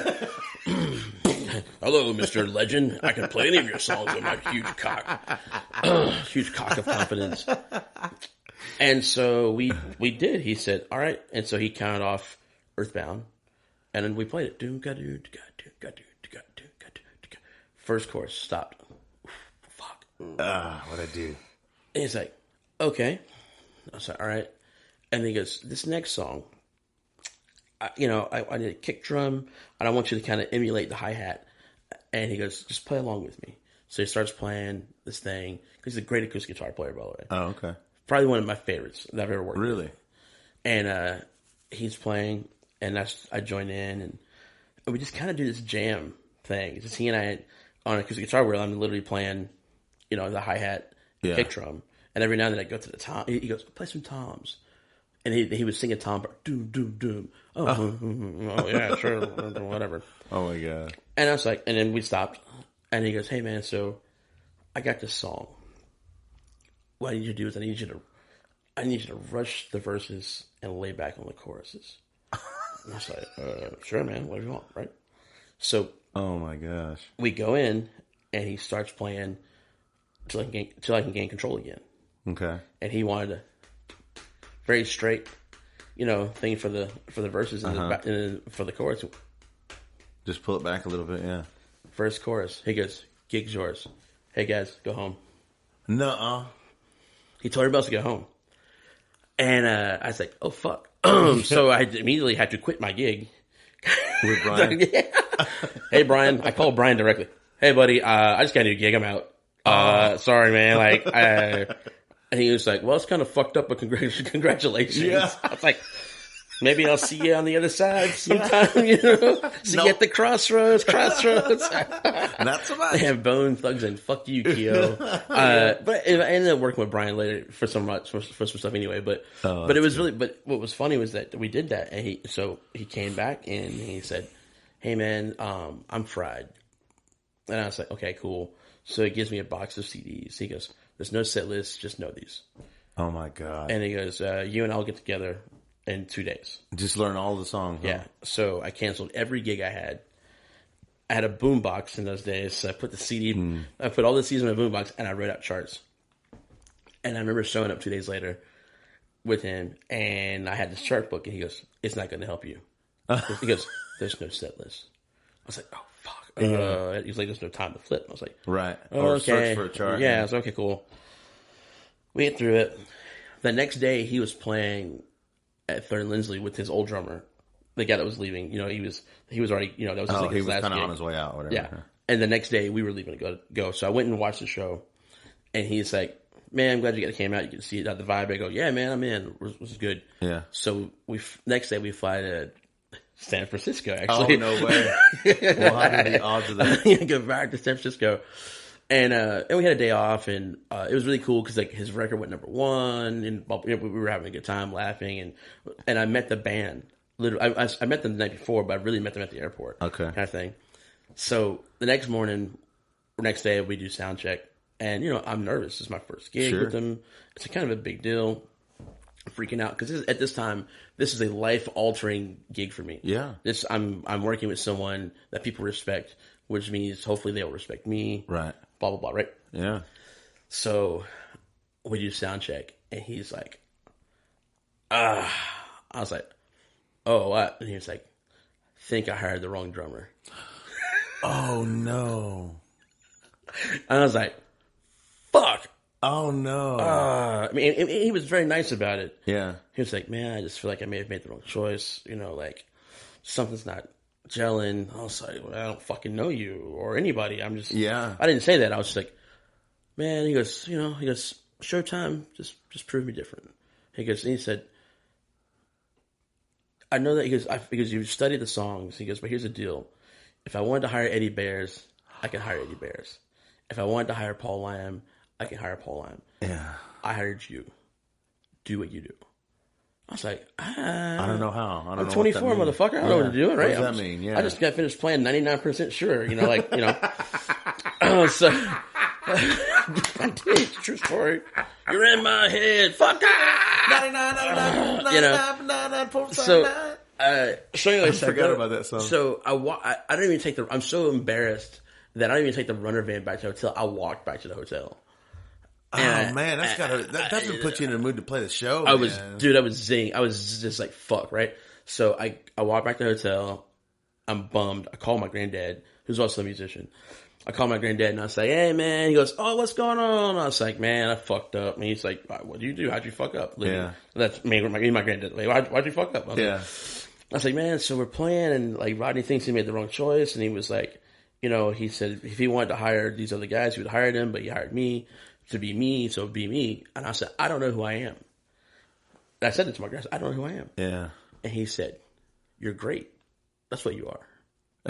I was like, what the fuck are you talking about, right? And he was like, just listen to my boy. But he said, he goes, you're great. He goes, you do a thing, people like it. You're my favorite drummer. He was like, just be you, and if it doesn't work out, fuck it. Yeah, go be you somewhere else. Yeah. Mm-hmm. And I was like, okay, well, I got to find me in the next fucking 4 hours because I don't know where the fuck he is. Right now, there's a really scared bitch inside right now. And so, I calmed myself down. I wasn't a big drinker in those days, unfortunately, but I calmed myself down by drinking a lot of Sprite and watching like Forensic Files, which would get anybody down. But I walked out and we did a little prayer before, and we played the gig, and I was just like, I'm just going off instincts because he's literally just rapid firing songs that I kind of sort of know. I'm like whatever, Right. And we're playing and we're having a good time. Everybody's laughing. He's laughing. I was like, oh, he's performing. I'm fired. Whatever. Right. He's just putting on a show. Yeah. And so we would do Like a Rolling Stone, the Bob Dylan tune.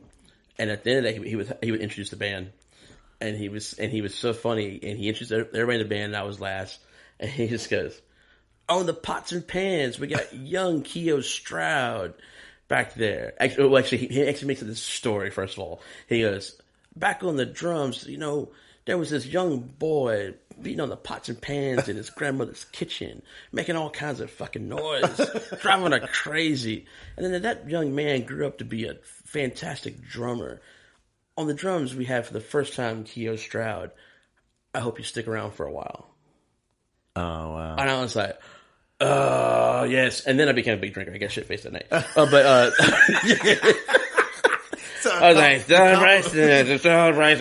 the compliment turned you to drinking. Yeah. But it was funny because, and then after the show, he said to me, he goes, "You found yourself." He goes, "That's what I wanted." That's crazy. He goes, "I want you to be you." Because you don't have to be those other people. Play like those guys. Yeah, I want you to be you. So what do you think that you did different, or what do you think that you did to be you, quote unquote, you? Because I didn't grow up listening to a whole lot of country music. Like, my favorite country band is fucking Brooks and Dunn. That sounds really weird, but I love Brooks and Dunn. I can't help it. I have to keep you after class. I know. No, actually, I mean, I'm just kidding. Growing up, that's kind of what I heard. That was kind of my introduction to it.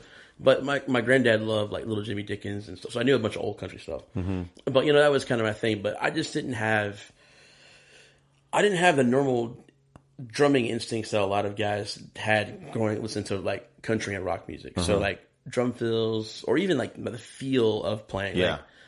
Which some people don't understand, that there's a feel. Yeah. A feel to certain country stuff versus like a blues shuffle.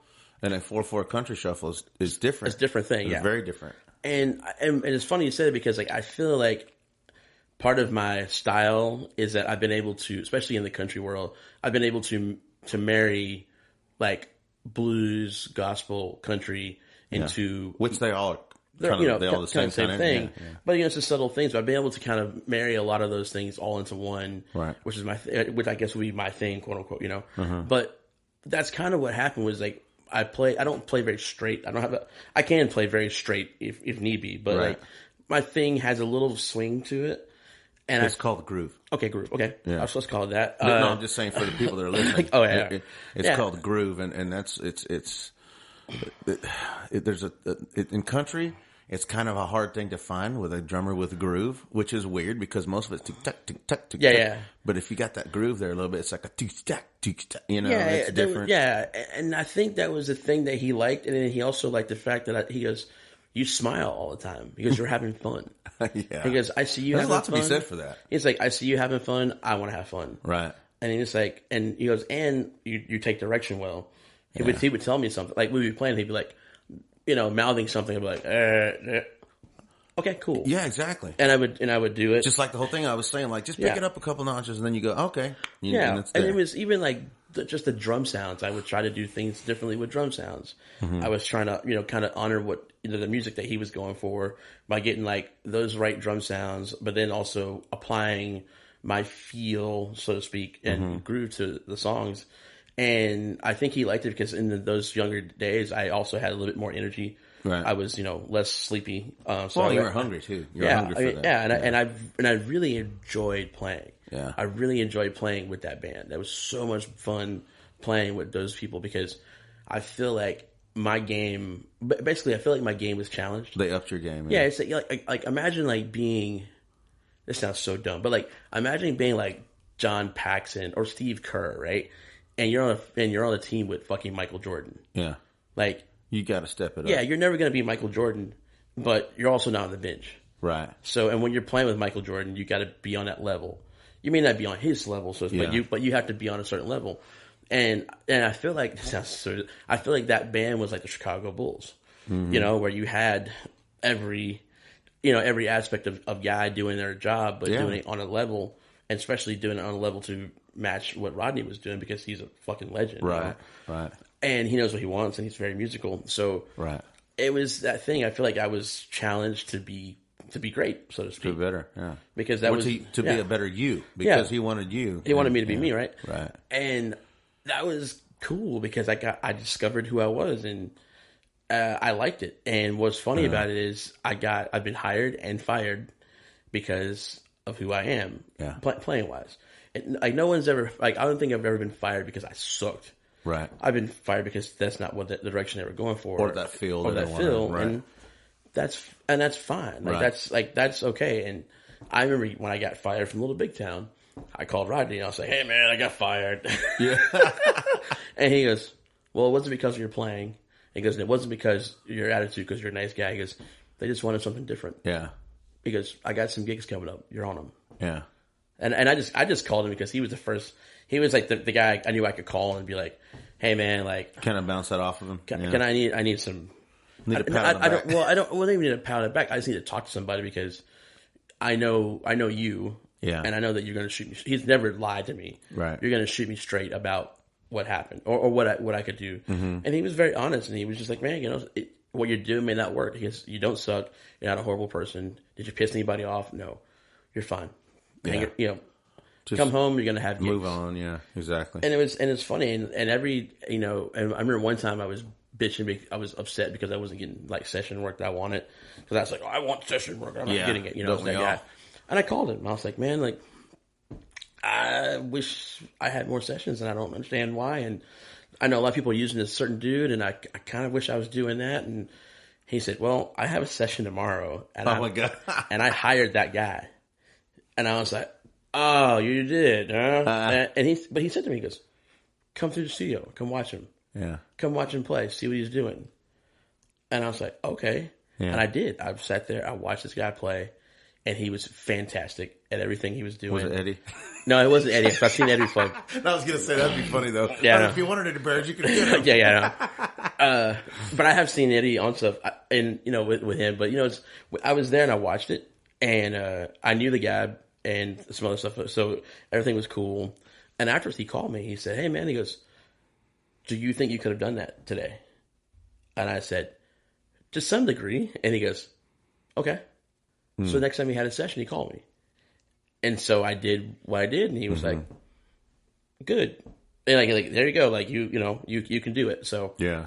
Well, that's cool. Like he opened up a lot of doors for you then. He did. I mean, he was fucking like so cool with me. Like, cause and one of the reasons, like, I mean, Neoshi played with him before I did, but one of the big reasons I got the gig was, Tony Brown and Tim Dubois. They saw me play with Wade Hayes. Oh. And, it's actually funny. It's like those little things, right, that you don't think about. Right. I don't have no fucking idea who those guys are. Especially in 2002. No idea. Yeah, for the listeners, they're big-time producers. I just don't know who the fuck they are. I just don't know. So we're doing the NFR. And something happens with Tim's tickets. His ticket's not there. And I was like, I don't give a fuck about rodeo. Right. Like, I don't give a shit. It's like, oh, wow, bulls. I'm gonna go back to the hotel where the hot chicks that was and before like, you got the cowgirls. Yeah, it was like, that's where the cowgirls are back at the hotel. That's where I was going, right? Gotcha. So, I gave Tim my ticket. And he said, man, thanks, man. If I could ever, he gave me his card. He said, if I could ever do anything for you, let me know. And I was like, okay. You know where I can get some Coke? No. I was like, I don't know who this guy is, so I'm not going to call him. I literally took that card, I put it in my back pocket, and I just moved on with my life. Yeah. And then 2003, 2003, I remember being like really, really broke and like trying to figure it out. So I called him up and I said, hey man, like I'm really broke and I was wondering if you guys are hiring a janitor at Universal South, because and I'm dumb. Like I don't realize that Universal South doesn't have their own thing. Like, you know, they're in an office building with some other, the people. I don't know shit. I'm stupid, right? And he said to me, Keio, you don't need to be fucking cleaning anybody's trash up. And I was like, okay, cool. He goes, and plus we have a cleaning service for that, so we're not hiring you. I was like, okay. And he was like, this is a true story. That's so funny. And then he said to me, he goes, do you like Longhorns? Like the steakhouse? It used to be the Longhorn. Longhorn. Yeah, that was the place. Yeah. He said, you like that place? So I was like, yeah, but I'm too poor to ever go there. He goes, we have an account there. He goes, anytime you're hungry, you just go. I'll put your name on the account. You just go and you get food. What? And I was like, I am not doing that. Yeah. Like just pride and embarrassment. And then what if I get there and he doesn't fucking do it? I'm like an ass. Like, sure, put black. this on Tim Dubois' account, please. Sure, black guy. Tim Dubois' account? Yeah. Mm-hmm. Yep. What do you? Are you working the cleaning service? You're one of the guys from the cleaning service? Yeah, no, exactly. So. You made me cough. But one day I did it. I was like, I'm just curious. Yeah. And you're laughing about this. I fucking went and I got a fucking salad. Oh like, my God. I was like, just in case I got to pay for this. Yeah. What's the cheapest thing you got? I'll take two. Can I get some air and water? Just need an environment change. But you want to size that up and get an extra fry? No, no. Wait, not yet. No. So, but I did. I went there, a couple times. I went when I really needed something, and then, sure as shit, 2004, Nashville Star. It was you win a contract with Universal South, and Tim Dubois and Tony Brown. Oh, I forgot. That's right. Got me on the gig. Star. They got me on the Nashville Star gig. It was very short lived, but they got me on the gig. I got to shake hand off that. And then was that when Buddy Jewell was on there? Because it was a year after Buddy Jewell was on it. Oh, okay. It was the year that Erica Joe won. Oh, Erica Joe, yeah. So maybe a couple years after. But what was funny though was like, they called in a favor and they're like, man, you can handle this. So I went and auditioned and basically, I got the gig. Like I said, it was short lived for me, but right after that gig, I ended up going out with Trent Wellman for a little bit. Oh yeah, and Trent. Then from Trent to. Trent's a cool dude, man. He's a great dude. I just saw him the other day because he's producing now. He's like, he's writing and producing a lot of Texas artists. So I was doing that, and then Neoshi was leaving the Rodney gig, and so I knew that Rodney and Tim knew each other. So I was like, and Tony Brown. So I just called him. I was like, hey man, like, do you mind putting a good word in for me? Yeah. And he was like, absolutely. And he goes, call Tony. And I was like, I'm not fucking calling Tony Brown. Like, I don't, I'm not going to call Tony. I did. I called him. Oh. And he was like, absolutely. And so those guys they were very nice, and they called Rodney. And I was like, hey man, we got this kid. I know you know, I know you know his name, blah, blah, blah, but I think he'd be cool, blah, blah, blah. And there it was. So wow. That doesn't happen to a lot of people. No, it was super cool. I mean, I don't tell that story very often because I feel a little embarrassed about it because I was so fucking broke. But everybody who comes to Nashville is broke at some point because it's just how the music business is. I mean, that was the same way for me. I mean, after moving here, I was doing great, and then I took a gig. We knew we were talking about it. I won't say which gig it was, but that was the brokest I ever been. And I was like, I can't do this. I got to get back to making some money, and I did. But it makes you kind of even more hungry, to get back and doing stuff. Oh yeah, and one of my favorites. So we talked about Rodney, but like. One of my favorite things was in 2014, which was like literally the best year of my life. Like I got stood up on New Year's. This is a true story. I got stood up on New Year's Day for a date, and luckily it happened. But Stoney LaRue called me. They just fired their drummer like on a whim. Yeah. It was like, hey man, can you be in Steamboat tomorrow? You got a flight in 6 hours. Yeah. Can you bring a drum set? Fuck no, man. It's fucking 3 o'clock in the morning. I don't have a drum set. Yeah, I don't have a. I know. You know. He goes, all right, we'll get you one. Which they did. God. So I remember. So I go do the Stoney thing, which lasted for like 4 weeks. Yeah. Like it was like, can you just like? I was like, I have nothing else going on. Like this chick don't, whatever. Yeah. And so I'm out with Stoney. Rodney calls me and says, hey man, I'm putting a new record, so we're gonna do a little promo thing for 2 weeks. Can you come do it? And I was like, yeah. Yeah. And part of that promo thing was we did South by Southwest. Okay. And South by Southwest is a weird deal because you have the struggling bands that are fucking struggling to make it work. And broke. And then you have like your big bands who do the big events and parties, and then you have like people doing the media runs. So basically, it's people who have new records coming out, so they're doing all these like media showcases. Right. Where it's easy. You fucking walk in, you play. There's some shit already set up. You walk in, you play 3-4 songs. Yeah, exactly. But you'll do it 2 or 3 times a day, kind of thing. Yeah. Whatever. So we're staying at the Hilton, Hyatt, whatever it is, right there. That all the superstars are staying at. So we're there, and we're there for a whole week. And Rodney is totally cool. 1 set of balls per room. That's his rule, which is so cool. So we're there. And I've kind of like had a little crush on the bartender downstairs. So I would go down there and have a couple drinks. And so I'm down there, and Booker T. Jones is there. Like, just hanging out? He's hanging out. It's him and it's Paul McCartney hanging out. And I was like, fuck. Booker T. and Paul McCartney. Yeah. So randomly, the only seat available at the bar was next to Booker T. So I sat down next to him. Yeah. And I'm just having a glass of wine, trying to be fancy. Not fucking fancy. Drinking wine with a straw. Yeah, I'm just like, hey guys. Excuse me, what's your name? name? Can I get a couple ice cubes for this? What are your names, guys? What you doing in town? And also Lady Gaga was there too, but she was like kind of like walking around, whatever. Yeah. But so I started talking to Booker T, and we're like, we should, we hit it off, and I was like, oh man, and he's like, so what are you doing? I was like, man, I'm playing with this guy Rodney Crowell, and he was like, man, I love Rodney, and I was like, you do? Want to meet him? And he was like, man, he goes, I produced a record on Rodney, and I was like, you did? Wow. It's called Life is Messy. Huh. And he said, man, he goes, it's a real shitty record. He goes, it was one of the toughest records I've ever done. He goes, it was very weird because there was a weird dynamic going on in the studio and all this stuff. And he goes, I really feel like I failed and I let Rodney down. And he said, it was a really tough record to make, and I wish we could do it again. Yeah. And I was like, well, he's upstairs.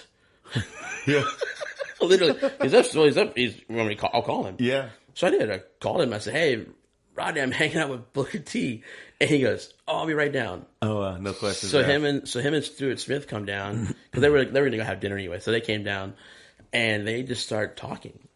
And it was really weird. They apologized to each other for that record. Oh, wow. And they were like, man, we should really do that. We should make that record again. And meanwhile, like Paul McCartney's hanging out too. Yeah. Like he's just over there, like kind of just like no one's bothering him. He's whatever. And he kind of would chime in every now and then, but like it was just kind of a weird thing. And I was like, oh, okay. And I didn't say shit to him, by the way. Yeah. My focus was there, and he ended up leaving too. Like he was waiting on some of the other guys to leave in the band to come out, and he left. But so it's me, Stuart, Rodney, and Booker, and we're also there chatting, and then Rodney and Stuart leave, and so it's just me and Booker T, and we're drinking wine, and we're just talking. And I said, man, I'm having a really good year. I'm having a really good year this year. And I said, and I don't know how to handle it.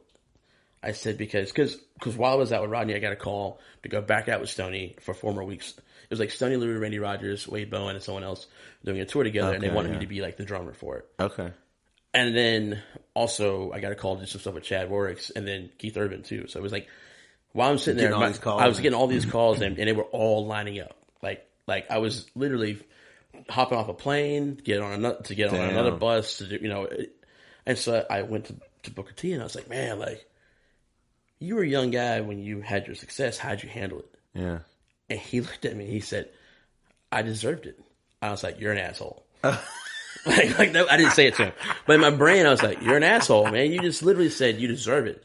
And he said to me, "Man, when I was a kid, I loved basketball, and while my friends were playing basketball, I was playing my bass guitar. He's a bass guitar player first. Yeah. He goes, and I practiced my keys, and I would write songs. He goes, I really worked on my craft, and he goes, so when things started to work, come to me and work for me, he goes, I deserved it. He goes, I deserved success. I deserved the money.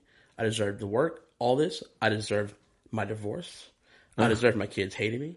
I deserved going broke. He literally said it. He goes, always be accountable for your actions.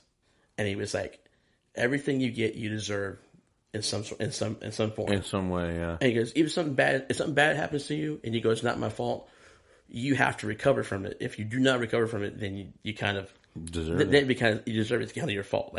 If you let little things turn into big things, it's kind of your fault. Wow, that's pretty cool. And I was way like, to say it, yeah. Fuck. That's deep, well, man. I just want to know if I get a loan, and so,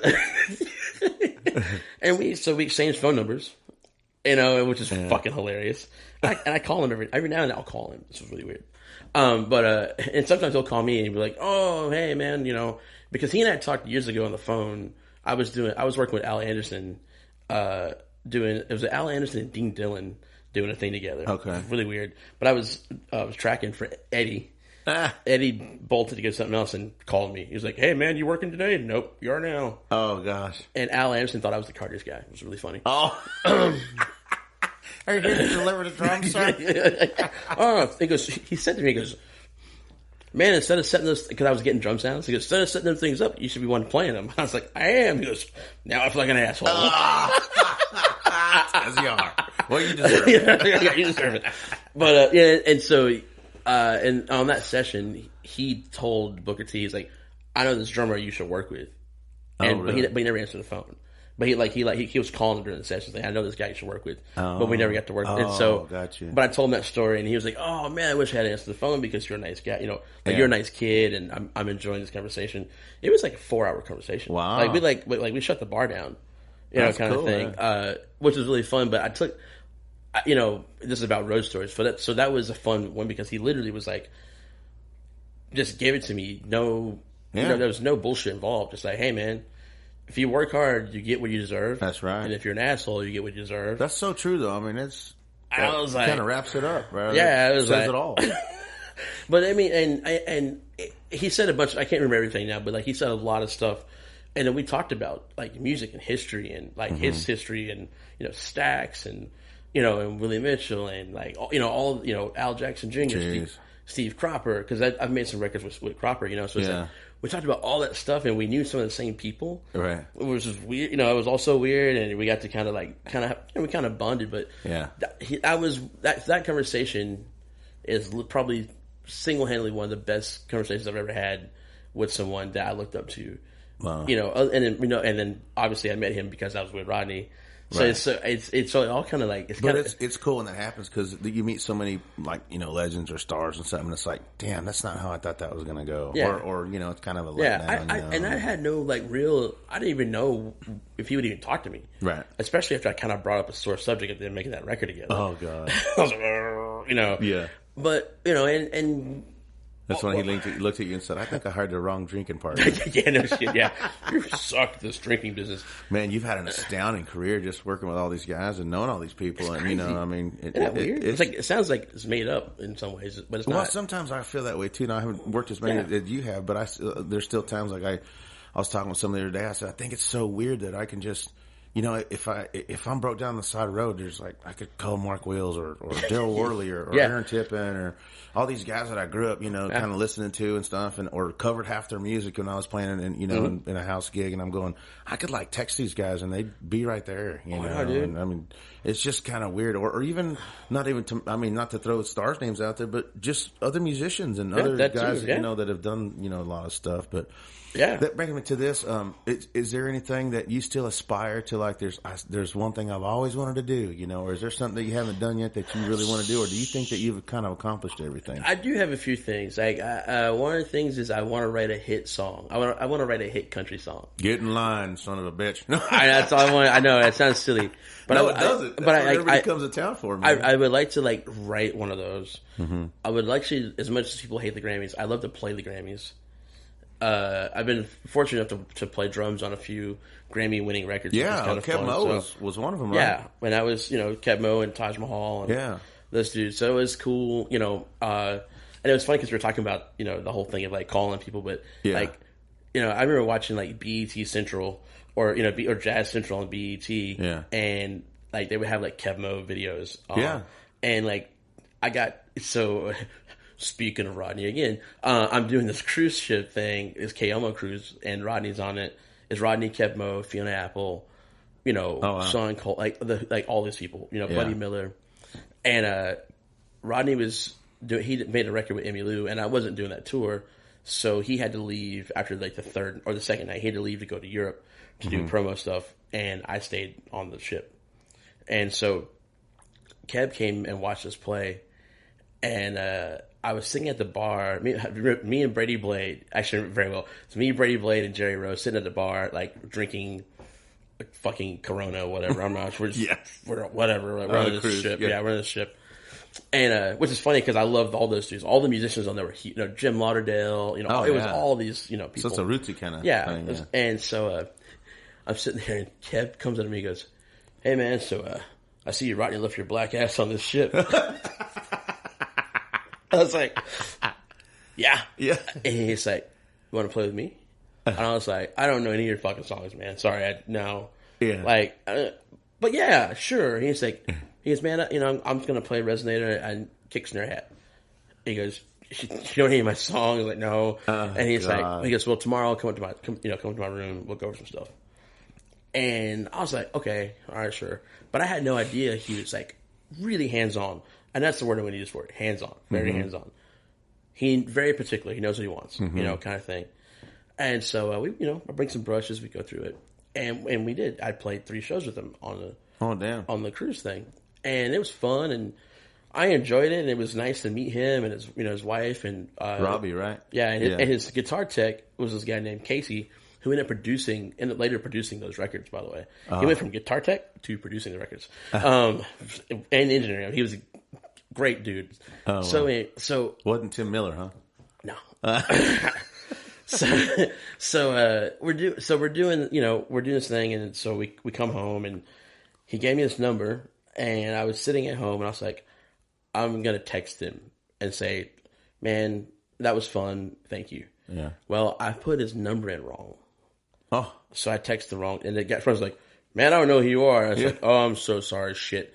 And so I looked at the number, and I was like, my brain was like, "Oh, that one's supposed to be a 9." Yeah. Text, "Hey man, it's Keio, blah blah." Same thing. Man, thanks so much. I really enjoyed playing with you. Thank you so much for sitting in. Blah blah blah. I was like, "Man, thank you." Whatever. Didn't think any of it. So I'm about to go back out and sub some dates with Jake Owen. So I'm at Jake's house picking up something, and Jake doesn't. At that time, he didn't live too far from Kev, but so I'm sitting there, and Kev calls me. And he's like, "Hey man, what are you doing?" And I was like, "I'm over at Jake Owen's house picking up something." He's like, "Tell Jake I said hello." They know each other. Yeah, exactly. Hey. He says, "Oh, hey, whatever." He goes, "Man, how long are you gonna be there?" I was like, "I'm just picking up something. I'm leaving." He's like, "Come to my house." Oh, I was like, "Okay, cool, whatever." So I was like, "Bye, Jake. See ya." I go to Kev's house, and Kev's like, "Hey man, I want to play some tunes for you." All right, so he plays me these. He gets this home studio. Plays me these tunes, and he was like, "What do you think?" And I was like, "Man, they're fucking great. So you want to get 2 guitars? It sounds great." Yeah. He goes, "You want to go play some drums? I'm trying to get some drum sounds at my place." And I was like, "Oh, okay, well, great, drum sounds." Yeah. Right. Can you hurry up? Because I got to go to Longhorn to eat on Tim. Yeah, I know. Yeah. So I go in, and he lets me listen to the song. I made a chart, and I'm playing. I'm thinking that they're getting drum sounds. Well, they were getting drum sounds. Yeah. And I played the same song 4 or 5 times. But at this point, what the fuck? I have nothing else, Yeah. I'm going to go home and cry and listen to Jake Owen songs, It's like, I'm jerking off and crying again, So anyway, we do like 3 songs, and he's like, what are you doing tomorrow? I was like, nothing. He's like, noon here. Really? I was like, again? Okay, whatever, So I show up and we do the same thing again, right? He's like, hey, what are you doing tomorrow? Oh, jeez. I was like, fuck. And they're different songs. And then eventually I couldn't do something. I had to go, I forget who I was playing with, but I had to go do something, so I couldn't. Like, I was like, man, sorry, I'm out. And so his assistant calls me and says, hey, so what about Monday? And I was like, yeah, I'm free Monday. And like, come back. I was like, fuck, what am I doing? Yeah. Whatever. So, but I have nothing else better to do. So I go and we go do it. And so then while I'm there, he says, hey, man, so I was making this acoustic record. It was just going to be me and acoustic guitar. Yeah. He goes, but I fucking love your drumming. So it's going to be a full band record now. Oh, so he already tracked all your drums? We tracked the drums. And then, so he added the band later and all that? Yeah, the band later. Wow. And then some tracks, Steve Jordan came in and played. He's like, man, Steve's in town. So yeah. Steve played bass and drums on some tracks. Yeah. And replaced what I played, which was fine, whatever. And then Chester Thompson came in and played something. And then one day when Steve was here, he called me and goes, hey, man, like, can you come by, like, right now? And I was like, fuck, yeah. I do, man. And I'm over there, and Steve Jordan had just left, and he hated what Steve played. Oh, no. And he was like, just do play. What you do. Yeah. And so I went and played, and it was hilarious because it was like, I'm replacing Steve Jordan on drums. That's crazy. But Steve Jordan's playing bass guitar on this track. And I was like, this is fucking awesome. Yeah, man. But anyway, long story short, that's crazy. That became the Blues Americana record. And one of the coolest things about that record is that when he did interviews talking about that record, he talks about my drumming influencing the record. What's the name of that record? So people can go. It's called Blues Americana. Oh, Blues Americana is the that's the name of it. Oh, okay. Yeah, and so, but it's funny. That was it's a shocker to me. Even like he was like, yeah, I just got Keio come over and he basically played drums and I influenced me to make this a full band record. That's awesome though, dude. When you can have a musical influence on somebody else. It was weird. I mean, and it's also weird for me to say that. Sorry, but like, I mean, but he said it. It is weird though. He wrote it down. I didn't make it. No, but like, it is weird. You're gonna say it. I find taking compliments weird too. I'm just like, I feel kind of icky. I feel dirty. Yeah. Well, I feel dirty only because in my early years in Nashville, people who did that shit were shitty people. Right. Or they were backhanded compliments. Yeah, most or of they the time, like, oh, man, you do great, and then they turned their back, and be like, I got that. No, I'll hire that guy again, or whatever. Or man, one of my favorite things, I've gotten these a lot, especially with the advent of like Facebook Messenger and all that shit, where people have said, hey man, like, you get all these gigs, and I don't understand because I'm better than you are. Oh, I used to get that all the time. Well, if you can move to Nashville and do it, so what do I need to do? Like, if you can do it, I can do it. I'm like, hey, fuck you. Why don't you go do what I've done then? Someone once said to me, put the work in. Man, I play circles around you, but you seem to get all the gigs. Nice. He said it to my face. And he said, what do you think it is? And I was lit. And I said to him, chicks like to dance. They can't fucking dance this shit you're playing. And he just goes, fair enough.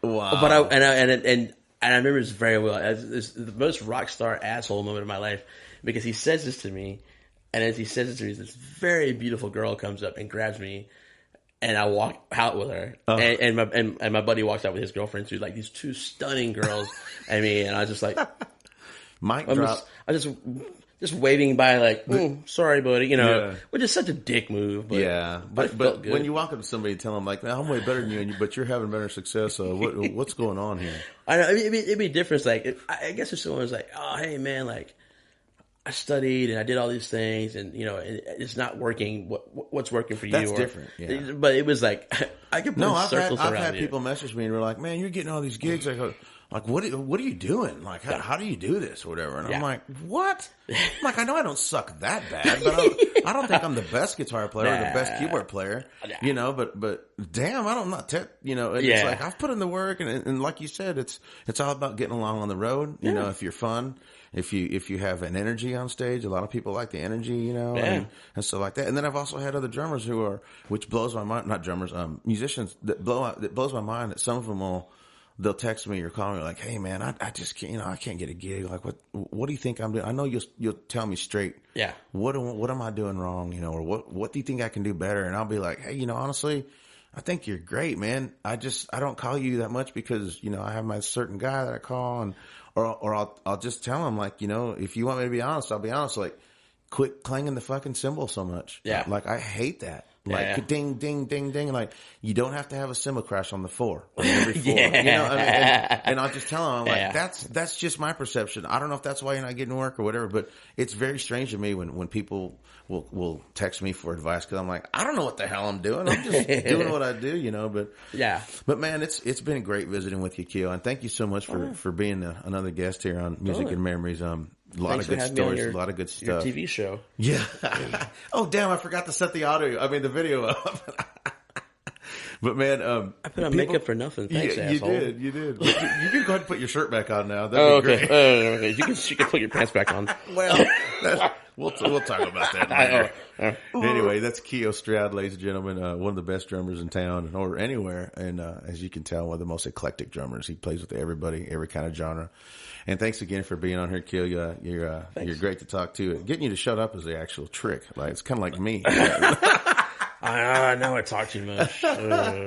Anyway, we're entering the 4th hour. No, I'm just kidding. No, this is great for round 7. And it's kind of funny because I've talked to so many people, and I always say, man, we got to have a part 2, you know, because there's just so many stories and road stories to tell, or you know, or just memories. You know, that's what this thing is. It's about music. It's about memories, and you covered a lot today. It's really cool to hear the stories that you had, and maybe somebody out there will get a little insight to what you've done and what you do to keep getting calls. You know, I mean, that's the thing, is keep getting calls, whether something keep happening. Yeah. I pray a lot. Well, it doesn't hurt, you know, it doesn't hurt. But anyway, thanks again, folks, for listening to Music and Memories. We hope that you share this with your friends. And as always, you can find the links to how to listen to this, which on SoundCloud, Apple Podcasts, YouTube, all that stuff. All the links should be at vincemoreno.net, folks. So you guys share this with your friends, and we'll see you down the road. Thanks for being a part of the Music and Memories podcast tonight, folks. Thank you much.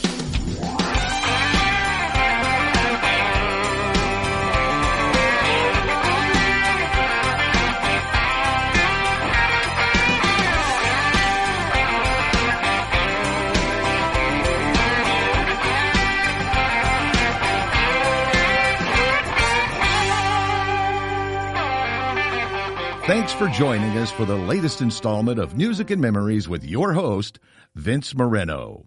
Visit vincemoreno.net for show dates, music, and more.